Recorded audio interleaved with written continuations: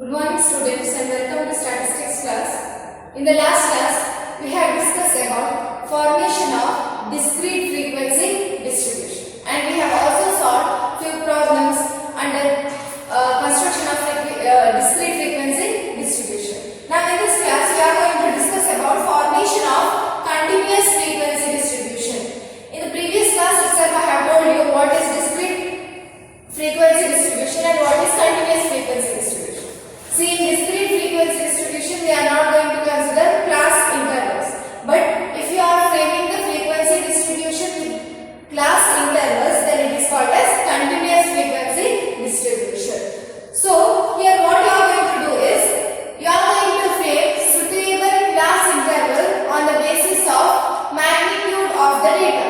How many data is given, on the basis of that you are going to frame the classes, and then you are going to mark the tally in front of each class where the value will lie. Then you are going to count the tally and write the frequency in construction of continuous frequency distribution. Now before constructing this continuous frequency distribution, you have to learn some important terms which will come in continuous frequency distribution. So let us discuss some of the important terms under continuous frequency distribution. So the first one is range. What is this range? See, range is the difference between highest value and the lowest value in the data. So range is the difference between highest value and the lowest value in the data. So we can calculate range as range is equal to highest value minus lowest value. If you are going to deduct highest value from the lowest value from highest value, then you will get range. So range is the difference between highest value and lowest value of the data. For example, if you are given with numbers starting from 1 to 100, here highest value is 100 and lowest value is 5. So if you want to find out range, then highest value minus lowest value, that is 100 minus 5 is equal to 99. So range of the data will be 99. So that is called as range. Now what is class? Class is nothing but it is sub-range. Sub-range is called as class. From the entire whole range, if you are going to form sub-classes, that is sub-range, then it is called as classes. Next, class limits. Class limits. What is this class limits? See, the lowest and the highest value which is taken to define the boundaries of the class is called as class limits. I have told you class is nothing but sub-range, and if you are going to use the lowest value and the highest value which you are going to use to define the boundary of a class is called as class limit. So for example, I will write it as 30 to 40, 40 to 50. Say in this, lowest value is 30 and highest value is 40. So the lowest and the highest value which is used to define the boundary of a class. This is the boundary. So whatever values will come in between 30 to 40, you are going to mark in this range. That is called as class limit. Here also you can see this lowest value is 40 and highest value is 50 in this class. So these two limits are used to define the boundary of the class.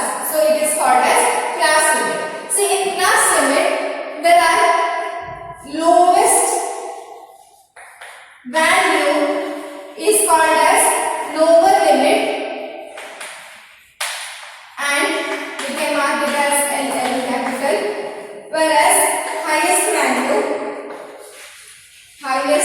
value of a class is called as upper limit. It is called as upper limit, UL.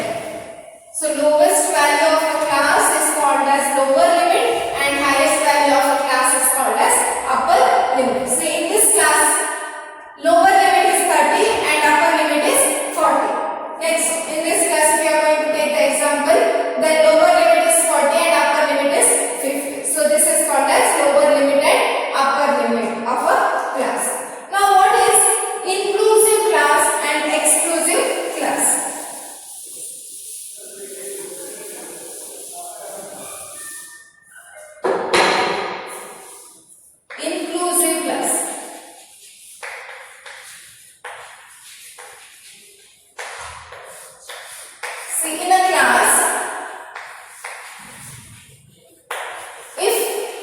lower as well as upper limits are included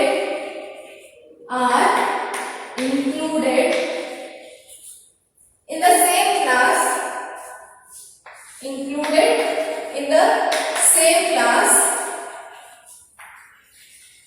then it is called as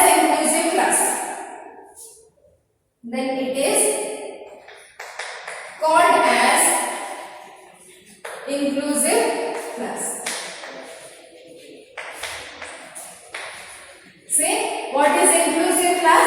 In a class, if lower limit as well as upper limits are included in the same class, then it is called as inclusive class. See, for example,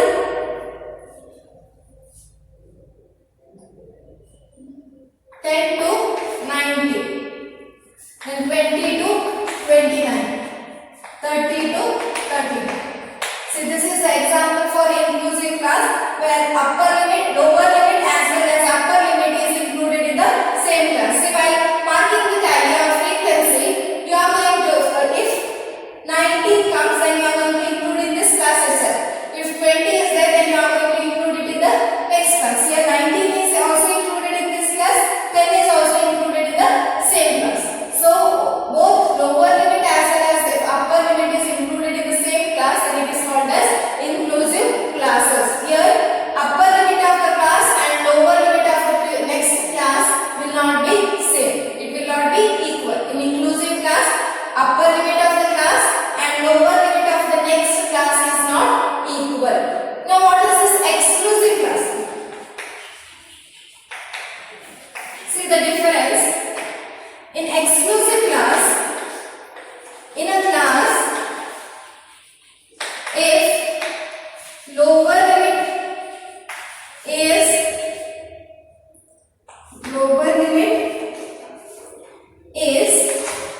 included in the same class, and upper limit is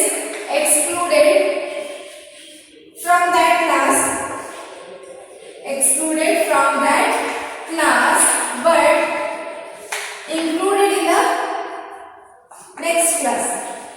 included in the next class, then it is called as exclusive class. See, in a class, if lower limit is included in the same class and upper limit is excluded from that class but included in the next class, it is called as exclusive class. Say, I read the example 10 to 20, 20 to 30, 30 to 40. If this is the example for exclusive class. See, lower limit is included in this class, but upper limit is excluded. But what you are going to do is upper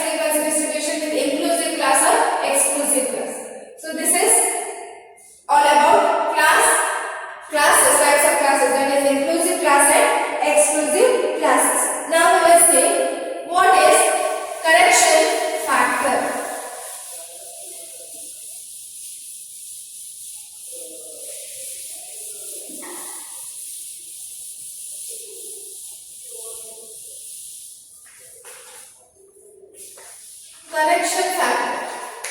In short, we can write it as CF. CF, correction factor. See, correction factor is half of the difference between lower limit of the class and upper limit of the preceding class. So, correction factor is half of the difference between lower limit of the class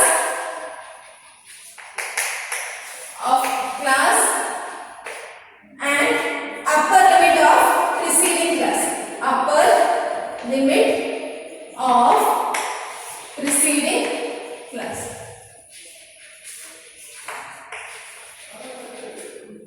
Lower limit of the class minus upper limit of the preceding class divided by 2. This is the formula to find out the correction factor. So when you are going to use this correction factor, see, if at all, if inclusive classes are given and you are asked to convert the inclusive class into exclusive class. Just now I have explained what is inclusive class and what is exclusive class. In inclusive class, both upper limit and lower limit is included in same class. So such kind of classes are given, and if you are asked to convert the inclusive class into exclusive class, then you are going to convert it with the help of correction factor. And the formula is lower limit of the class minus upper limit of the preceding class divided by 2. See, one example to this solve. For example, you are given to convert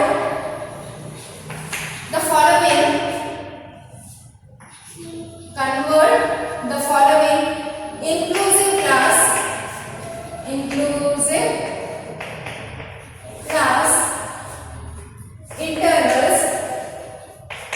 into exclusive class intervals. Exclusive class intervals. You are asked to convert the inclusive class into exclusive class interval, and the class interval given are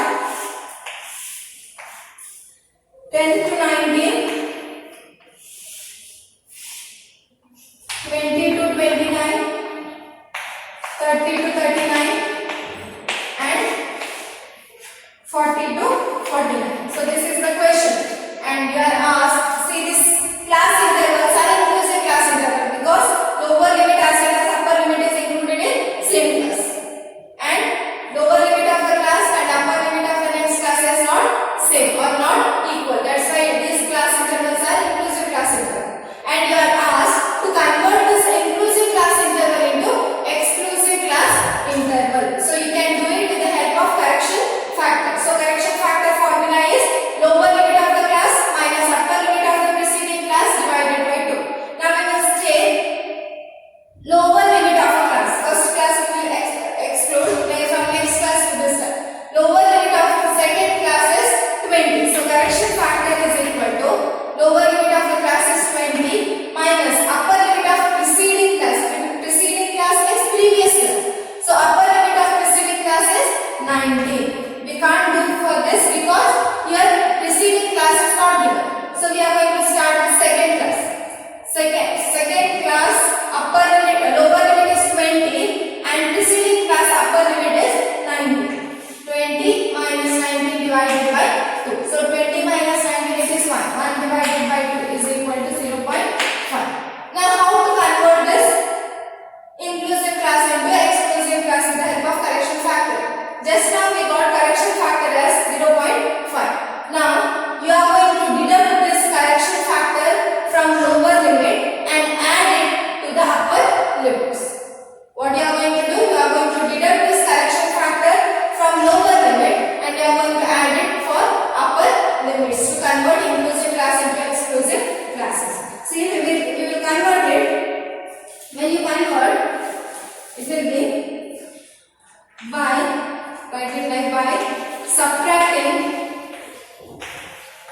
by subtracting correction factor from all lower limits, and we get lower limits as when you subtract it from lower limits. See, 10 is the lower limit. You have to subtract the 0.5 from 10. 10 minus 0.5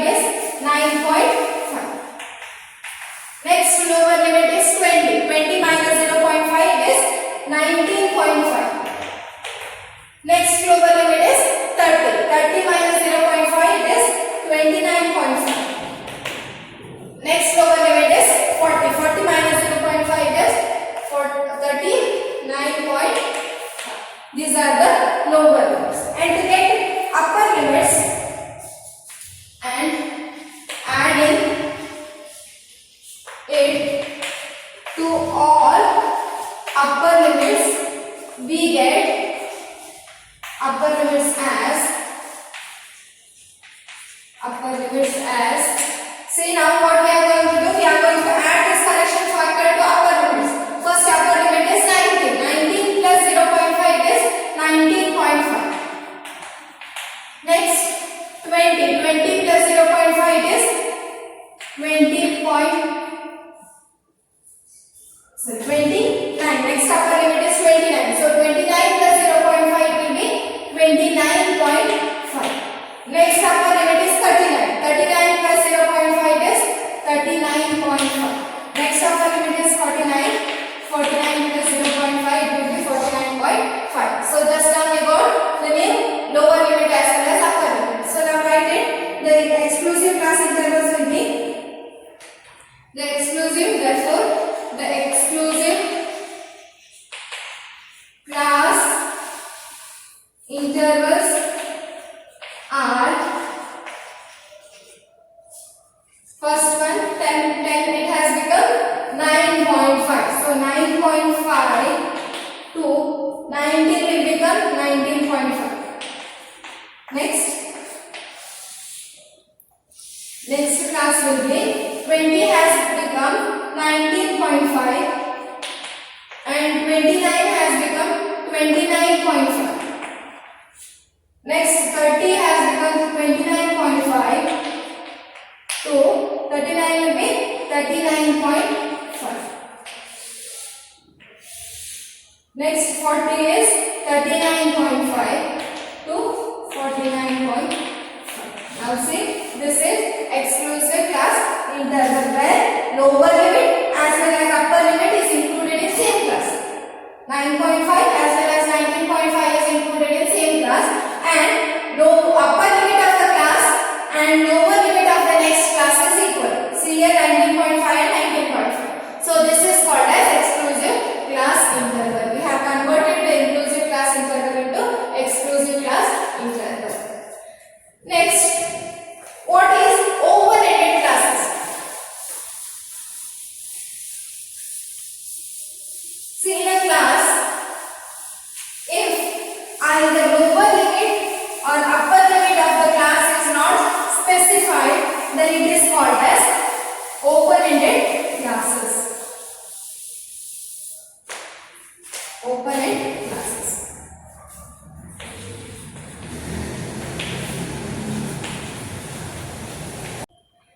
Open-ended classes. In a class, if lower limit and upper limit of the class is not specified, then it is called as open-ended classes. And a frequency distribution based on open-ended classes are called as open-ended frequency distribution. See, I give example: class, interval, and frequency. This is a frequency distribution table. A class intervals will be there and frequency will be there.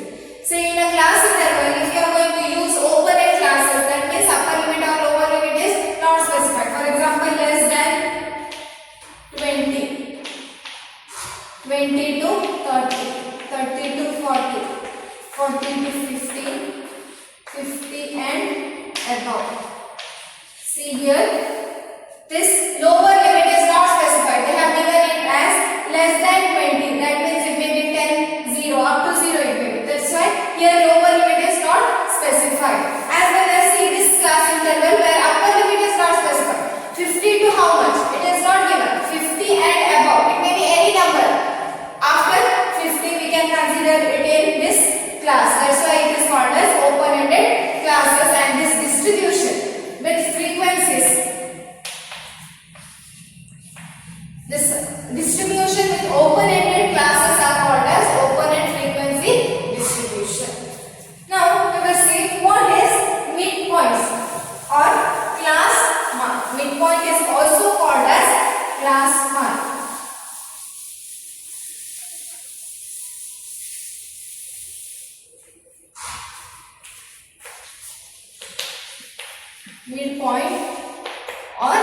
class mark. See, midpoint is called nothing but the central value of a class is called as midpoint or class mark. The central value, midpoint, the term itself indicates middle value of a class is called as midpoint or class mark, central value. So how to calculate this? This is midpoint is denoted by small letter m or x. So x is equal to lower limit of the class plus upper limit of the class divided by 2. It is nothing but the average of class limits. In a class there will be lower limit and upper limit. You are going to add both lower limit and upper limit and divide it by 2. That is called as midpoint or class mark, average of class limits. For example, if I have given class interval as 10 to 20 and I have asked you to calculate midpoints, then what you are going to do is you are going to add lower limit and upper limit and divide it by 2. That is 30 divided by 2 is equal to 15. So 15 is the midpoint of the class. Next term is width or size of the class. Width or size of the class. It is nothing but difference between upper limit and lower limit of the class. Width or size of the class is the difference between upper limit and lower limit of the class. See, for example, it is denoted by C, small letter C or I. You are going to deduct upper limit from lower limit. Difference between upper limit and lower limit of the class. Here itself I will take the same example 10 to 20 and you are asked to find out the width or size of the class.